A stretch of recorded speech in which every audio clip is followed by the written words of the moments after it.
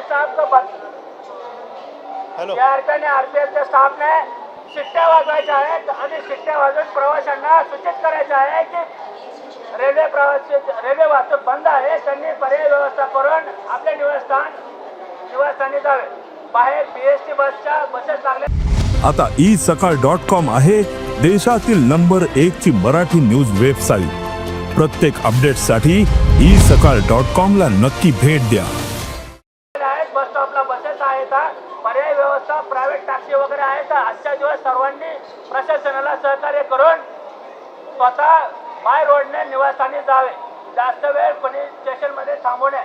सर्व जीआरपीने आणि आरपीएफच्या स्टाफने शिट्ट्या वाजवून रेल्वे प्रवाशांना सूचित करायचे आहे। प्रत्येक जण शिट्ट्या वाजवतील। सकाळपासून मुसळधार पाऊस मुंबईमध्ये सुरू आहे आणि त्याचा परिणाम आहे तो सेंट्रल आणि मध्य रेल्वेला पडलेला। आणि या सगळ्या संदर्भात वरिष्ठ पोलीस निरीक्षक संभाजी कठारे साहेब आहेत आपल्याबरोबर, त्यांच्याकडून आपण जाणून घेऊ। सर, काय सध्याची स्थिती आहे? तुम्ही नागरिकांना एक वेगळ्या पद्धतीने आवाहन करता आहे, आणखी किती वेळ सध्या ट्रेन सुरू होणार नाहीत असं दिसून येते? मुंबईमध्ये कालपासूनच पावसाचा जोर वाढलेला आहे। रात्री आणि सकाळी पाऊस जास्त झाल्यामुळे कुर्ला आणि सायनच्या दरम्यानमध्ये रेल्वे ट्रॅकवर पाणी आलेलं आहे। पाणी आल्यामुळे रेल्वेचे सिग्नल यंत्रणा बंद झालेली आहे। त्यामुळे सेंट्रल रेल्वे आणि हार्बर लाईनची रेल्वे लोकल वाहतूक दुपारी 11:10 बंद आहे। त्यामुळे रेल्वे वाहतूक सुरू नाही। सर्व रेल्वे प्रवाशांना हात जोडून विनंती आहे की त्यांनी आजच्या दिवस स्वतः त्यांनी बाहेर रेल्वे स्टेशनच्या बाहेर बीएसटी बसेस आणि इतर प्रायव्हेट व्हेकल आहे, ह्या व्हेकलचा वापर करून त्यांनी निवासस्थान आपले स्वतःचे निवासस्थान नजीक करावे। आपण ज्या पद्धतीने खरं तर हे सगळं सुरू आहे, मात्र अद्यापही ट्रेन तुम्ही सांगतायत की सुरू झालेली नाही, ती कधीपर्यंत होईल याबद्दल काही माहिती मिळते का? कारण की प्रवासी बरेच जण या ठिकाणी उभे राहिलेले आहेत।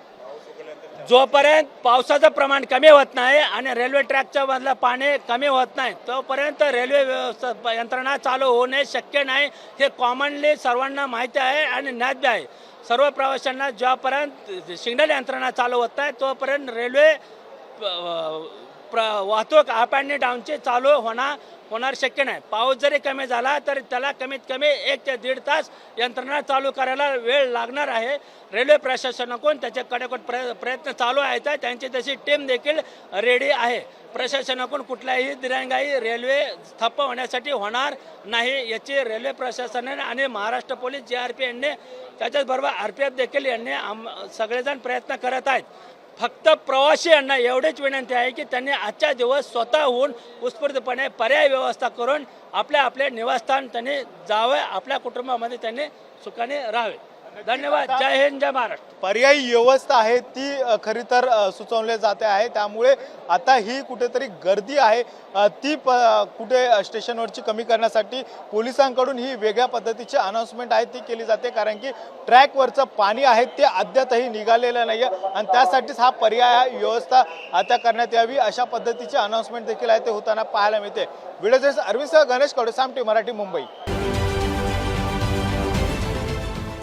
देश विदेशातील प्रत्येक घडामोडींचे लाईव्ह अपडेट मिळवण्यासाठी आता साम टीव्हीच्या सर्व सोशल मीडिया प्लॅटफॉर्मला लाईक, फॉलो आणि सबस्क्राईब करा। तसंच सर्व नोटिफिकेशनसाठी बेल आयकॉन प्रेस करायला विसरू नका।